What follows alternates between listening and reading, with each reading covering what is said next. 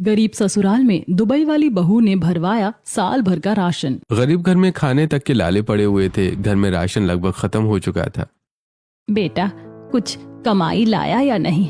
आज भी 2 मुट्ठी चावल हैं पकाने के लिए। हाँ भैया, अगर थोड़े से पैसे हो तो दे दो, घर का राशन पूरी तरह खत्म है। मैं गया तो था काम ढूंढने, बट कहीं काम नहीं मिला। अब जो है उसी में गुजारा करना पड़ेगा। क्या पता पापा कुछ पैसे ले आए दिहाड़ी से। हो सकता है। वहीं केशव मजदूरी करते हुए, इतनी मेहनत के बाद अगर 200 रुपए भी न मिले तो बेकार है। केशव, आज का काम हो गया, अब तुम घर जा सकते हो। अब कल आना, तब पैसे मिलेंगे। कल का नाम सुनकर केशव उदास हो जाता है। मैंने सोचा था आज कुछ पैसे मिल जाएंगे तो मैं अपने परिवार का पेट भर पाऊंगा, लेकिन ये क्या, ये तो उल्टा ही हो गया। लगता है सच में आज भूखा सोना पड़ेगा। शाम ढल चुकी थी।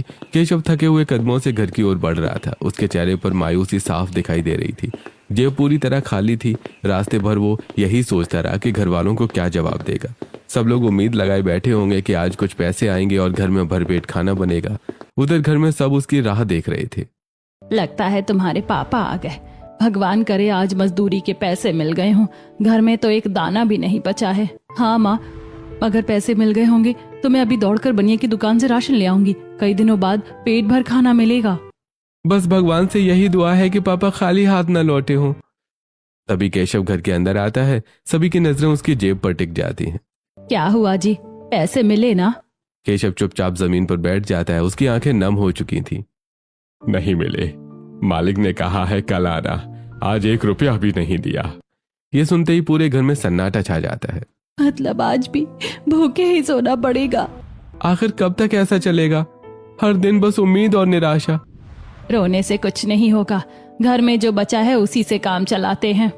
सुगंधा रसोई में जाती है, डिब्बों को खोलती है। एक डिब्बे में मुश्किल से 2 मुट्ठी चावल बचे थे। बस इतना ही बचा है। वो चूल्हा जलाती है, थोड़े से चावल उबालती है, फिर एक हरी मिर्च को आग में भून लेती है। साथ में नमक रख देती है। कुछ देर बाद सबके सामने छोटी छोटी कटोरियों में चावल परोस दिए जाते हैं। बेटा, आज बस इतना ही है। इसके साथ पानी पी लेना ताकि पेट भर जाए। माफ करना, परिवार में मेहनत तो करता हूँ लेकिन किस्मत साथ नहीं देती।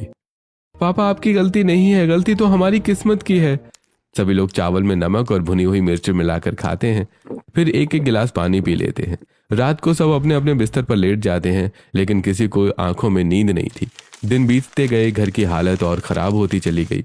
सुगंधा हर रोज डिब्बे में से मुट्ठी भर आटा और मुट्ठी भर चावल निकालती। अगर आज ज्यादा बना दिया तो कल क्या खाएंगे? माँ, मेरी रोटी आधी कर दो, मुझे ज्यादा भूख नहीं है। लेकिन वो झूठ बोल रही थी। भूख से उसका पेट दर्द कर रहा था। मेरी रोटी भी बच्चों को दे दो। नहीं पापा, आप दिन भर मेहनत करते हो, आपको खाना जरूरी है। घर में रोज यही हाल था। एक दिन मैं बनिए के यहाँ जाती हूँ, शायद उधार मिल जाए। वो दुकान पर पहुंचती है। अरे भाई, क्या चाहिए? भाई, थोड़ा राशन उधार दे दो, पैसे मिलते ही चुका दूंगी।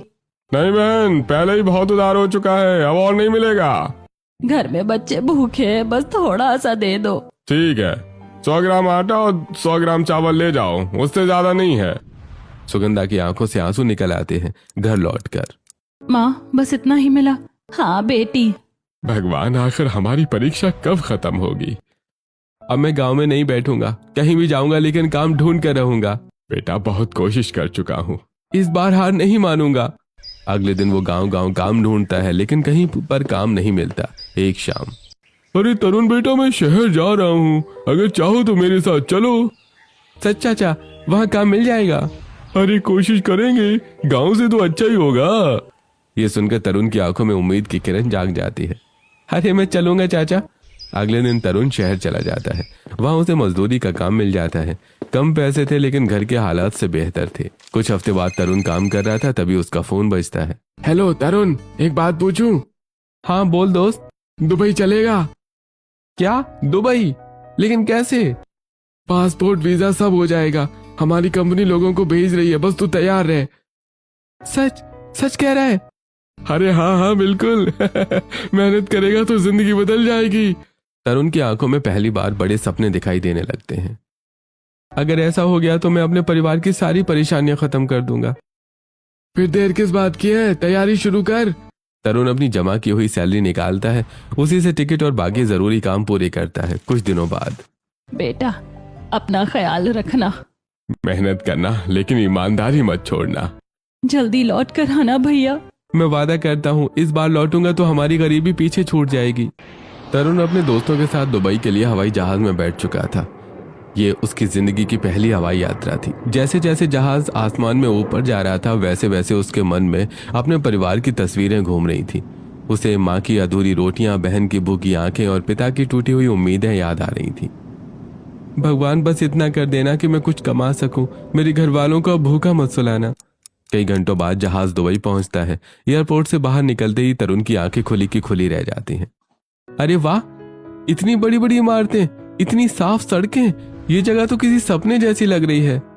दोस्त ये दुबई है, यहाँ मेहनत करने वालों की किस्मत बदल जाती है। कुछ दिनों बाद तरुण को एक बड़ी फैक्ट्री में नौकरी मिल जाती है। रोज सुबह कंपनी की बस उसे लेने आती और वो फैक्ट्री चला जाता। एक दिन तरुण सड़क पार करके बस स्टॉप की तरफ जा रहा था। उसी समय दूसरी तरफ से मायरा अपनी कार लेकर आ रही थी। मायरा जल्दी में थी और गलती से गलत दिशा में गाड़ी मोड़ देती है। ओह नो, मुझे देर हो रही है। तभी अचानक उसकी कार तरुण से हल्की टकरा जाती है। अरे संभल कर। आई एम सॉरी, मुझे बिल्कुल नहीं दिखा। आपको चोट तो नहीं लगी? नहीं मैं ठीक हूँ। तभी वहां ट्रैफिक पुलिस पहुंच जाती है। मैडम आप रॉन्ग साइड से गाड़ी चला रही थी। मायरा घबरा जाती है। सर मुझसे गलती हो गई। इसके लिए भारी जुर्माना लगेगा। तरुण आगे आता है। सर गलती हुई है लेकिन इन्होंने जानबूझकर नहीं किया, मुझे कोई चोट भी नहीं लगी है, कृपया इन्हें एक मौका दे दीजिए। काफी समझाने के बाद अधिकारी चेतावनी देकर छोड़ देता है। थैंक यू, अगर आप नहीं होते तो मुझे बहुत बड़ा फाइन भरना पड़ता। अरे कोई बात नहीं, ध्यान से गाड़ी चलाइए। दोनों अपने अपने रास्ते निकल जाते हैं। कुछ दिन बाद फैक्ट्री में सभी कर्मचारियों को सूचना दी जाती है कि नई सुपरवाइजर आने वाली है। पता नहीं भैया कौन आने वाला है। तभी एक लग्जरी कार फैक्ट्री के अंदर आती है। कार से मायरा उतरती है। अरे ये तो वही लड़की है। और ये वही इंसान है जिसने मुझे बचाया था। धीरे धीरे मायरा और तरुण की बातचीत बढ़ने लगती है। एक दिन लंच टाइम में, क्या मैं यहाँ बैठ सकती हूँ? जी बिल्कुल। आप भी मुझे देखकर ऐसे घबरा जाते हैं जैसे मैं आपकी बॉस नहीं कोई इंस्पेक्टर हूँ। नहीं बस आदत नहीं है इतने बड़े लोगों से बात करने की। बड़े लोग? मैं भी आपकी तरह ही इंसान हूँ। समय बीतता गया, दोनों की दोस्ती गहरी होती चली गई और एक शाम। तरुण, क्या मैं तुमसे कुछ पूछ सकती हूँ? पूछो। तुम हमेशा उदास क्यों रहते हो? पहली बार तरुण अपना दिल खोलता है। मेरा परिवार भारत में बहुत गरीब है। कई दिन हमने आधा पेट खाना खाया है। कभी सिर्फ नमक और रोटी, कभी सिर्फ पानी पीकर सोना पड़ा है। इतना सब झेला है तुमने? आज भी मेरी माँ राशन के लिए तरसती होगी। मायरा की आंखों में आंसू आ जाते हैं। मुझे तुम्हारी गरीबी से कोई फर्क नहीं पड़ता। मैं तुम्हारी सच्चाई और मेहनत से प्रभावित हूँ। उसी दिन से मायरा के दिल में तरुण के लिए प्यार जन्म ले लेता है। कुछ महीनों बाद मायरा के पिता उसके लिए रिश्ते देखने लगते हैं। मायरा, हमने तुम्हारे लिए एक बहुत अच्छा रिश्ता देखा है। पापा, मैं शादी करूंगी तो सिर्फ तरुण से। क्या? वो फैक्ट्री में काम करने वाला लड़का? जी। तुम्हें अंदाजा भी है वो कितना गरीब है? पापा, इंसान की कीमत उसके पैसों से नहीं होती। अगले दिन मायरा तरुण को अपने घर लेकर जाती है। क्या तुम मेरी बेटी को खुश रख पाओगे? सर मैं अमीर नहीं हूँ लेकिन जिंदगी भर मायरा का सम्मान करूंगा।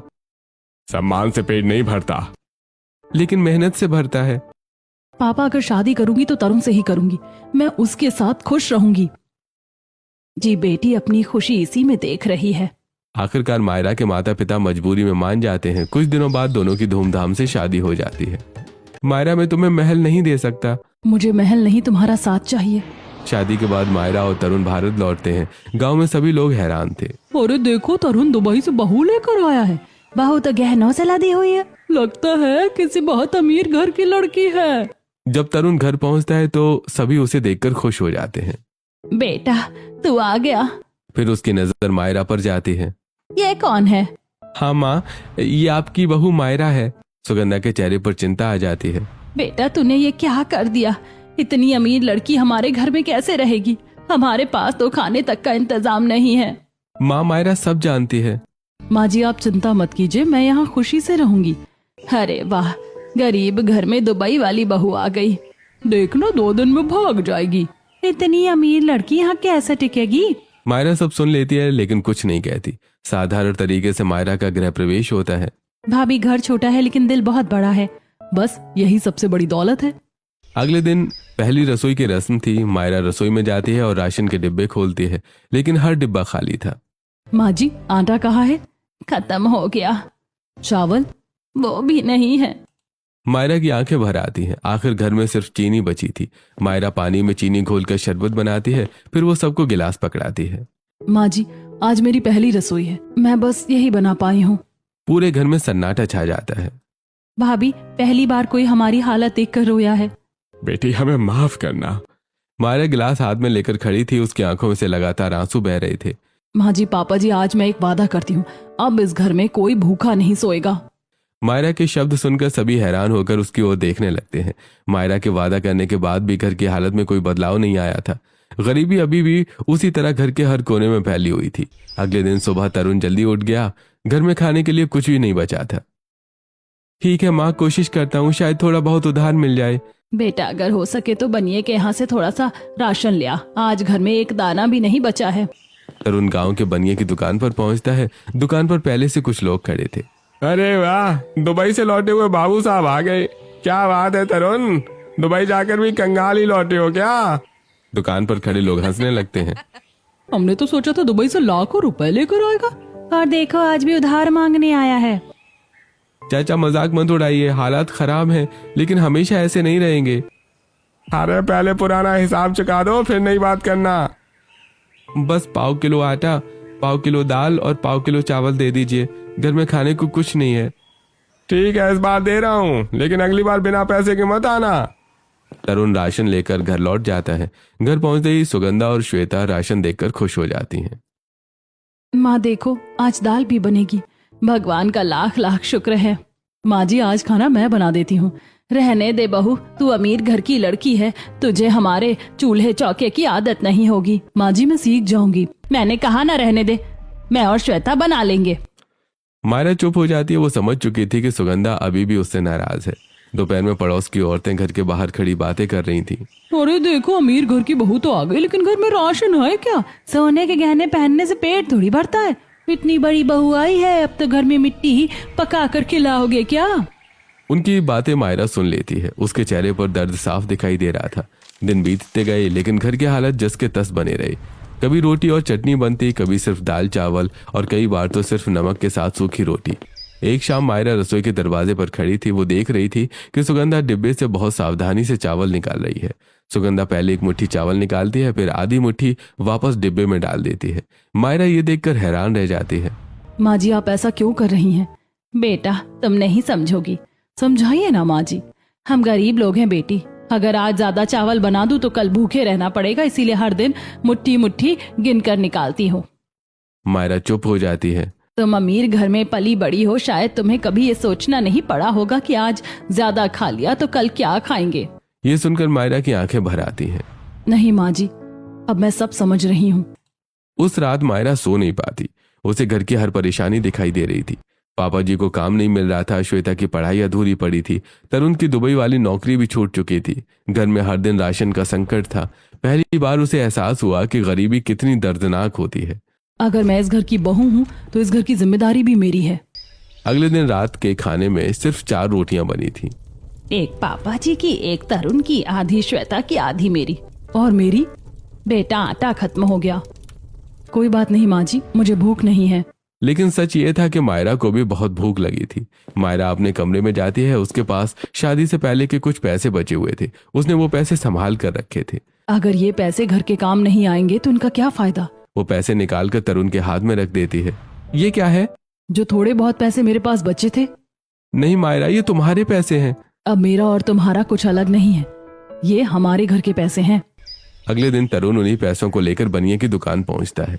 अरे क्या बात है, आज पैसे लेकर आए हो? हाँ चाचा, राशन चाहिए।